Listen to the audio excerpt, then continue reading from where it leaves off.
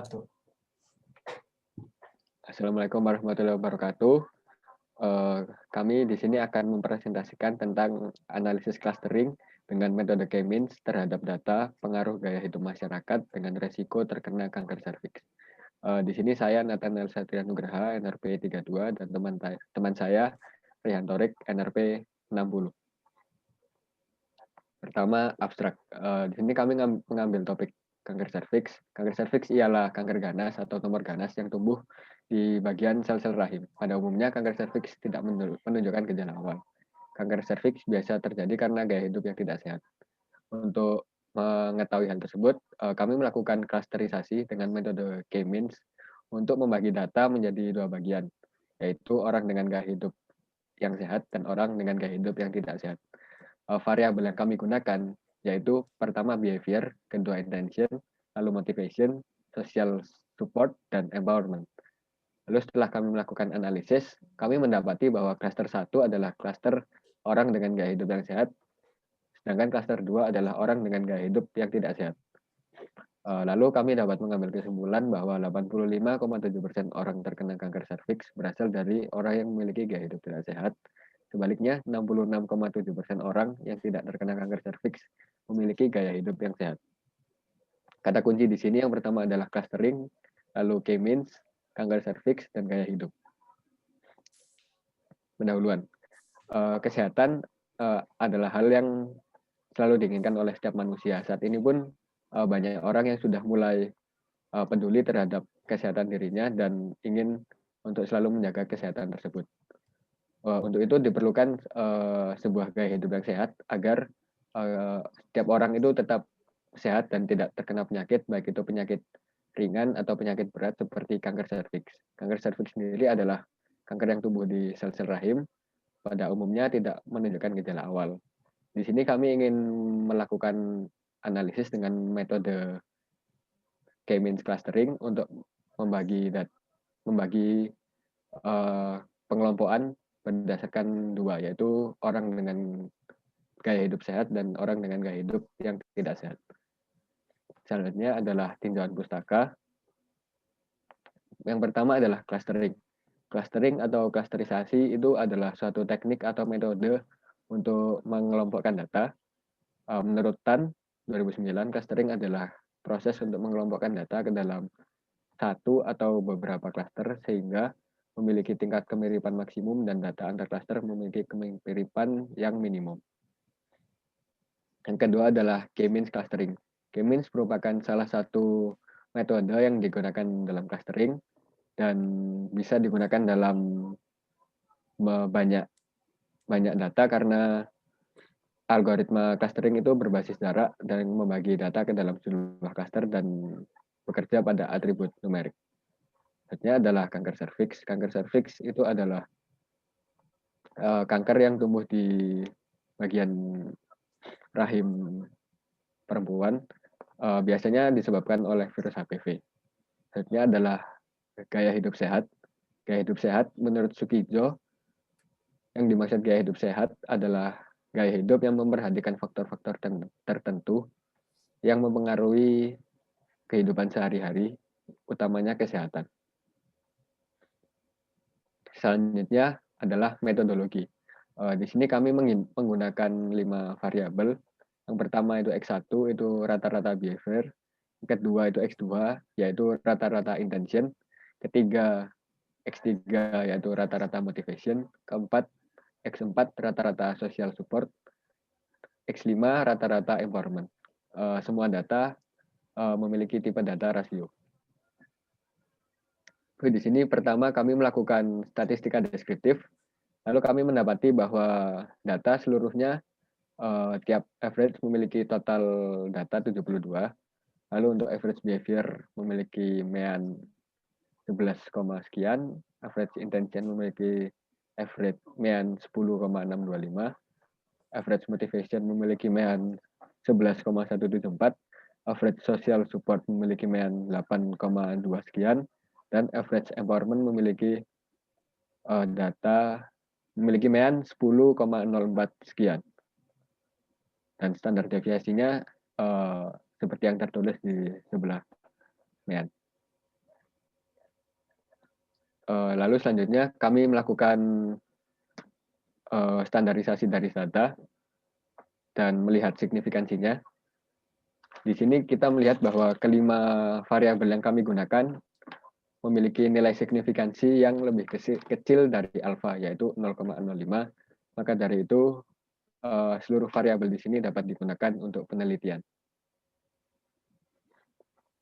Selanjutnya ada cluster membership, di mana case number itu adalah entry data ke I-nya, misalnya data ke-1, data ke-2, sampai data ke-72, lalu di sebelah kanannya ada clusternya.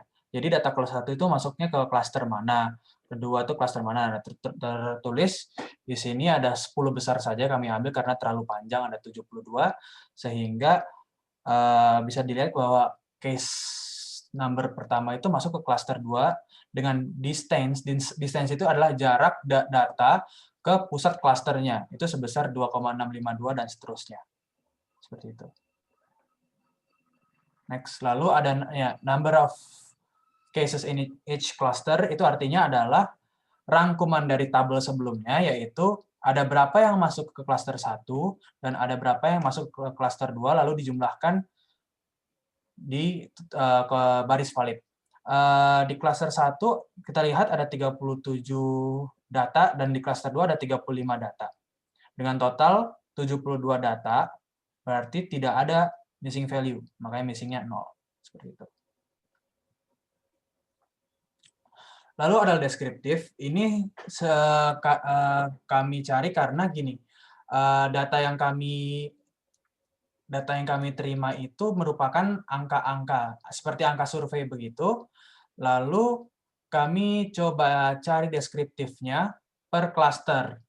Jadi ternyata yang satu itu memiliki min yang lebih besar daripada 2 di setiap variabelnya. Di setiap variabel average behavior, intention, motivation, social support, dan empowerment, itu memiliki min yang lebih besar pada cluster 1. Sehingga dapat kami simpulkan bahwa semakin besar min-nya, berarti kan entry datanya itu pada variabel entry data pada variabel itu besar. Kami anggap bahwa yang besar itu adalah orang yang memiliki gaya hidup yang lebih sehat, seperti itu.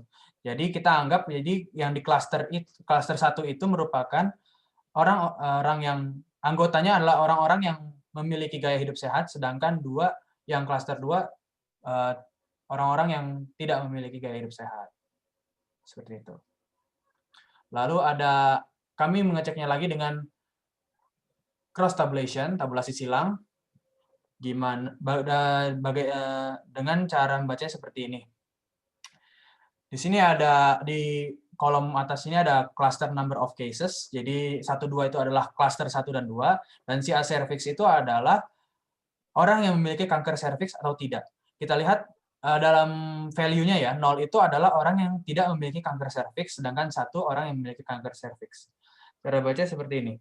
Jadi total orang yang tidak memiliki kanker serviks adalah 51 orang. Total orang yang memiliki kanker serviks ada sebesar 21 orang. Dan 37 dan 35 adalah tadi, yaitu adalah jumlah per klasternya. Kita lihat kalau kita anggap matris, berarti ini baris pertama, kolom pertama ya, yang angka 34 ini.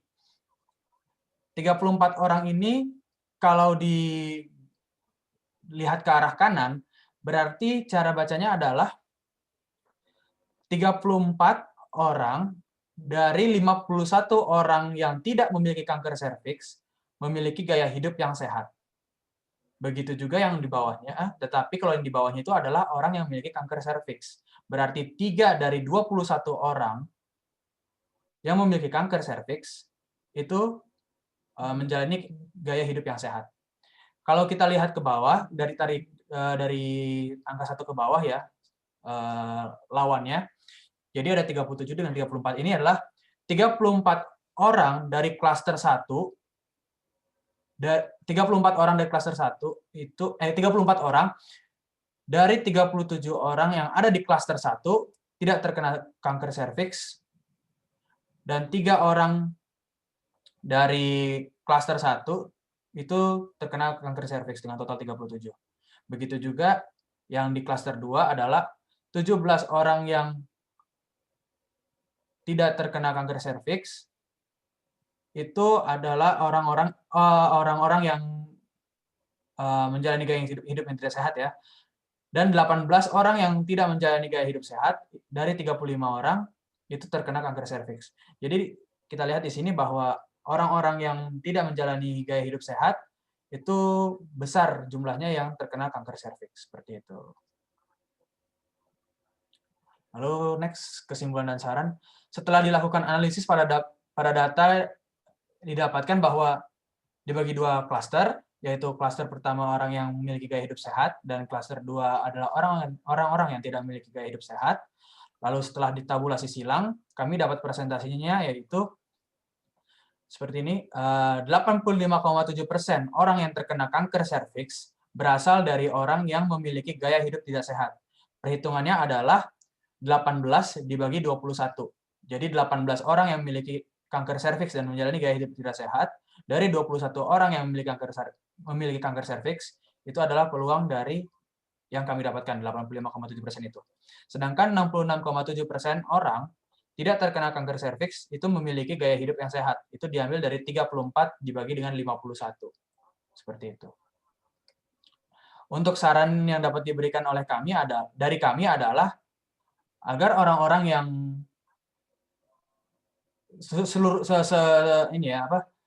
seluruh umur itu memperhatikan gaya hidupnya untuk selalu memperhatikan kesehatannya, menjalani gaya hidup sehat, agar terhindar dari penyakit, baik yang itu penyakit yang ringan atau penyakit yang mematikan seperti kanker serviks. Seperti itu. Lalu ini adalah daftar pustakanya, mohon maaf. Kita ambil dari sini referensi kita. Seperti itu. Baik, terima kasih. Demikian presentasi dari kami. Kurang lebihnya mohon maaf. Assalamualaikum warahmatullahi wabarakatuh. Selamat malam. Pagi, siang, sore, atau malam. Wabarakatuh.